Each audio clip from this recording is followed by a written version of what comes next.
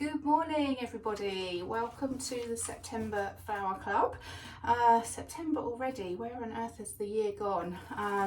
Nice sunny day here today after lots of wind and rain here yesterday. So for this month's flowers, I asked you lovely ladies if you wanted to start moving into autumn or if you wanted to keep a little bit of the last bit of summer with this month's flower selection, and you all unanimously wanted to hang on to the last bit of summer. So I've given you a nice bright colourful bunch of blooms today. So I'll show you what you have. I think the star really of this bouquet are these. We can't let summer go without the sunflowers, can we? So this variety is called Sun King. So it's got these lovely ruffly petals. There's a similar one called Teddy sunflower, which has the ruffles but is slightly rounder, but I think this is a really lovely pretty sunflower. So we've got some of these, and to strip them, again, we just run our hand down the stem. These little side buds won't open, but they do add a nice little bit of more of a natural look and a bit of texture, so I'm going to leave mine on, but obviously whatever you prefer to do. So I'll just strip those three. With sunflowers, the leaves do wilt quite quickly, so I tend to take all of them off, but if you want, again, if you want to leave them on, you can do, but you'll find they probably will wilt fairly quickly. Hydrangea. I can't have a summer bouquet without hydrangea. This one is called Pink Elftal. So very, almost like a powdery pink. But the great thing with hydrangeas this time of the year is you get lots of different hues. So as the seasons are changing, you get, there's almost greens in there, and lovely different shades of sort of pink, almost purple some of the petals are. So this time of the year, hydrangeas are lovely, and it's a good time of the year if you want to dry them as well. So I always dry a lot this time of the year, and then I use them in our autumn and Christmas wreaths. And the best way to check whether it will be a good hydrangea to dry is just feel the top. And if you can hear that, it feels slightly crispy, a slight crispy noise. That's the sign when they're ready to be dried. You can hang them upside down and air dry them, but I've found over the years the best way for it to dry nicely and keep its colour for longer is to actually leave them in water. So if I'm getting a bundle of hydrangeas, I'll put them just a couple of inches of water, put them somewhere where they're not in direct sunlight, somewhere cool and dry, and in about sort of 10 days, 2 weeks maybe, they will dry really nicely, and you'll tell when they're dry and ready to put into whatever you're putting them into or store them, is that the green stem will actually all turn brown and a little bit woody. So that's the sign that they're then ready. So we've got one of those. We have got some Eryngium. I use these quite a lot, and you will have had these before. They just add a nice little pop of blue. We don't get many blue flowers that we can use, so these are really nice if you want to add a nice piece of blue to your arrangement. And again, we've got that lovely texture. These dry really nicely as well, and this blue just really works with those colours. So we've got some Eryngium. So with your hydrangeas, strip the leaves off. When you cut the stem, cut it at a 45-degree angle, and then also cut up the stem a couple of inches, and that will make sure that it keeps well hydrated. And again, with these, anything you're going to be putting in water, just make sure you strip anything that's going to fall below that water line, because otherwise that does turn the water nasty more quickly. Wax flower, lovely scent of lemon when you rub the wax flower. If you're using this in a tall vase, you don't need to do anything with it. You've got that lovely movement, that lovely delicate flower. If you're doing smaller arrangements or bud vases, you can just pull the side pieces off. I'm going to leave mine as it is for now, and then I'll show you how I'm going to arrange it. So again, these tiny little green pieces can come off because we don't want those in the water. So a couple of stems of those, and a nice pop of colour with our lovely Lisianthus. So this is a Piccolo Violet, this variety. And I really love, as you know, using Lisianthus because I just think you get so much from them. They have a lovely colour, lovely shape, and you have kind of various stages of development. So just on this one stem, you've got one that's open, you've got some buds, and you've got one that's about to open. This one may fully open, but the buds won't. But again, they add some nice texture. And again, if you're having a shorter vase or bud vases, just snap these side ones off. I am actually going to take mine down shorter because I've got my head pot I'm going to be arranging in, so I do need my stems slightly shorter. So I've got 3 of these, and they're lovely long length, so they're nice and thick, sturdy stems, which means they're good quality, and they'll obviously, you know, last longer. So again, I'm just literally, it will just snap off. I'm just going to break that down into 3. So these are good value because you know you do get a lot for your money.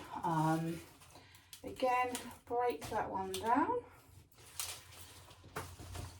So literally from 3 stems, oops, missed that one, you have almost a bunch of flowers in itself once you've broken them down. So and they just add a nice pop of purple against that yellow and tie in really nicely with the pinks and blues. And foliage wise, we're keeping it quite simple with the foliage because we want the flowers to be front and centre and give us that brightness and that summery feel. So we're going with the hard ruscus. So as you know, this lasts absolutely ages, but it also gives us a nice base for our arrangement, and that dark glossy green really sets off the colours of the other flowers really nicely as well. Again, with these, if you're using a shorter vase, you can trim them down, so you could get 2 out of 1 stem or even 3 out of 1 stem, depending how tall your vase is. So that is your bunch of blooms, and now to arrange them. So as I mentioned, I'm using one of our head pots here. These are really nice. You can use it as a vase. It's fully glazed inside, so it will hold water.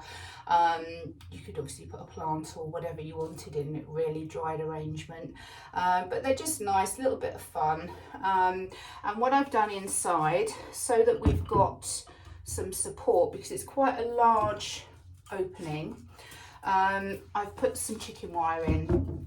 So you can get chicken wire now on a much narrower rather than the great big sort of industrial size chicken wires. And these are really good if you've just got a small pot or a small vase.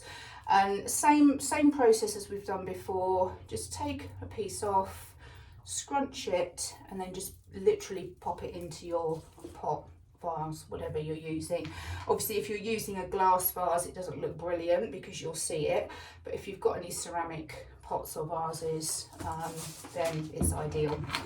As always, I'm going to start with my foliage, so nice 45-degree cut, and I'm just going to, so this one here is an example where we can get 2 pieces out of 1 stem. So because my pot is fairly low height, I don't need to go too tall with the height of my arrangement. So again, with this one, cut it down, pop it through, and very quickly, that's just with sort of a couple of stems, you've more or less filled your base.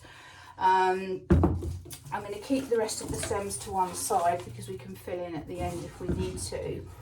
And the next ones that I'm going with, I'm actually going to go with my sunflowers because the stems are quite thick, and obviously the more we add in, the less space we're going to have to fit stems like this in, and we don't really want to kind of bash them too much because it will damage the cells in the stem, and that then limits the the water uptake. So I'm going to pop these in,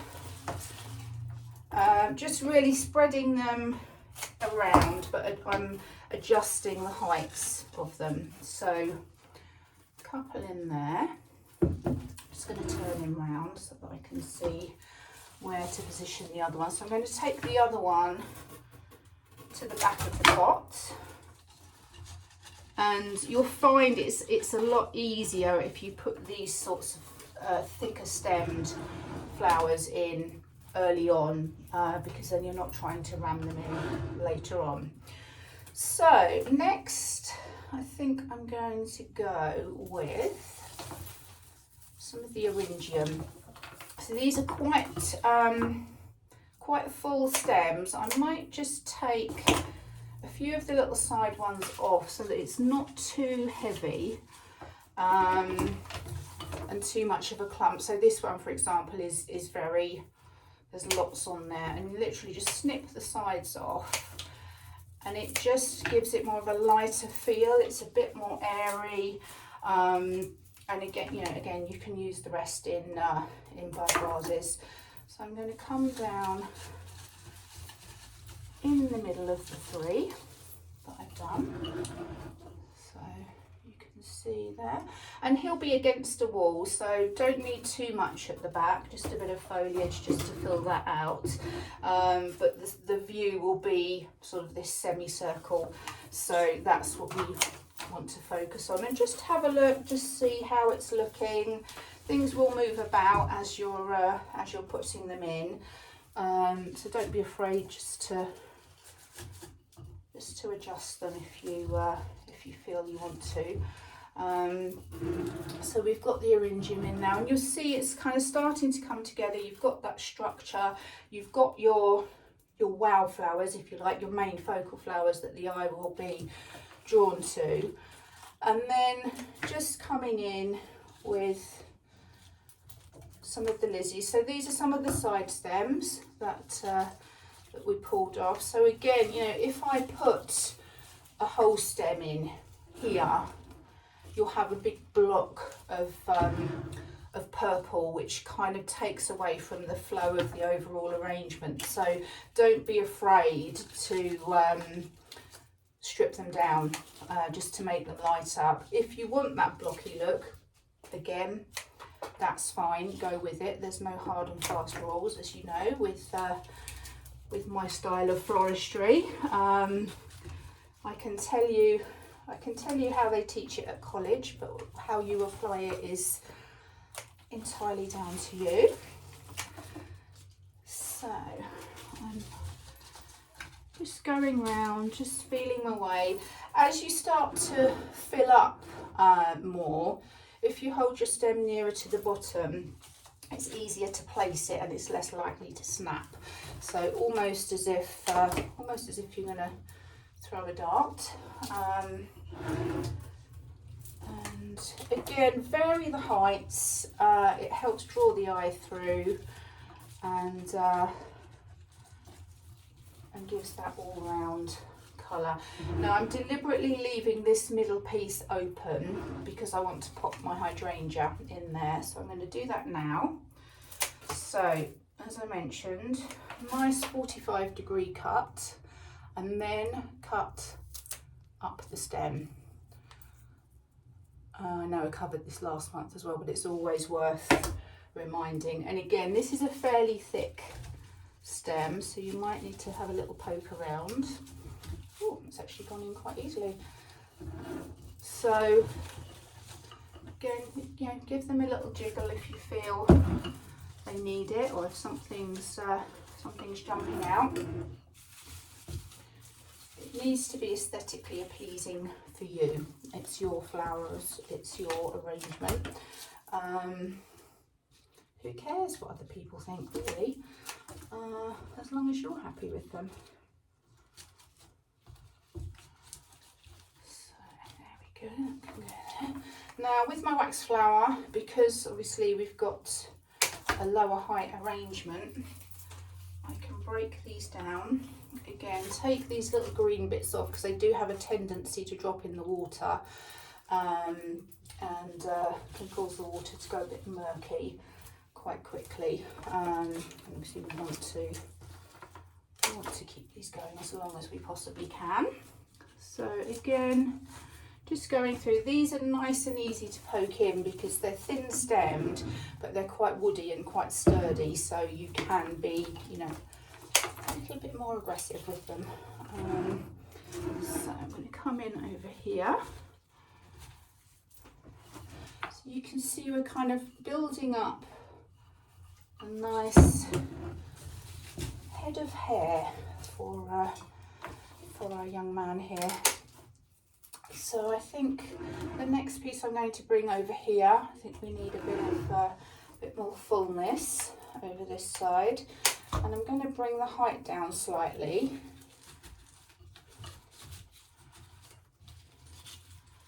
So you'll see where I've put that in here, it's kind of bringing it more over this side. So you can really shape your arrangement very simply just by adding a few stems or angling them out, so kind of almost as if they're growing out from the center, and it just changes the whole shape of your arrangement. So I'm going to put a few little ones in at the front here just to cover this little bit here where we can see some of the stems. So a quick snip, quick pull down. I've actually got some new Saccogen scissors coming today, which is very exciting. As you know, I love these. I would highly recommend, if you haven't got them, to get some. They're so much better than scissors. They'll cut through anything. They last absolutely ages. I get mine from Amazon. I think they're $27.99 or something like that. So they're not cheap, but they are well worth the investment. You can obviously use them in the garden as well as arranging your flowers, but they are definitely worth it. So many florists, professional florists that I know, use these as well. So I'm not brave enough to, a lot of florists online you'll see kind of using a knife to cut the bottom of the stems, but as some of you know, I'm a bit clumsy, so that wouldn't be a good idea to let me loose with a knife.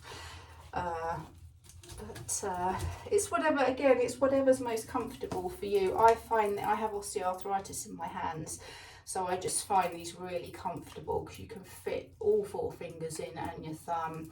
You've got these finger parts here that just give you more control. So I just think all round they're just a great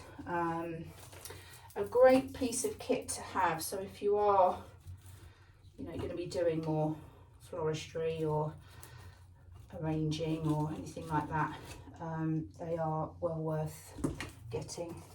Not sponsored by them or anything, by the way, but I just, you know, they really are, I would say, #1 piece of kit if you are getting some flower bits together. Right, so I think I'm pretty much done. I'm going to pop that in there, so you now have a nice little do going on. And I've got some odd little bits of eryngium here. I mean, if you've got pumpkins and things or gourds, just pop those in a little bud vase next to them, and it just kind of, you know, just adds a bit of interest, doesn't it? I've actually got a couple of ruscus left, but I don't really think I'm going to need them because it's all pretty full, and I want to sort of maintain a little bit of space between them. So there we have it. Again, as this is going against the wall, we don't need too much at the back, it's a waste. There we have it. So I hope you enjoy your flowers. Thank you for your feedback on what you wanted this month, and I hope these tutorials are useful. If you have any comments, any questions, if you get stuck or need any help, or something that you just can't get, no matter how hard you try, let me know, and then I can do another video on that for you. I know some of you struggle with kind of the hand tie spiral thing, but this is a brilliant brilliant option for arranging your flowers, because you get that structure. That's not going anywhere. I'm giving that a shake, and those flowers are not moving anywhere, so they will stay put with the chicken wire. Okay, so I hope that's useful, and I will catch up with you soon. Have a lovely day, whatever you're doing, and see you soon. Bye.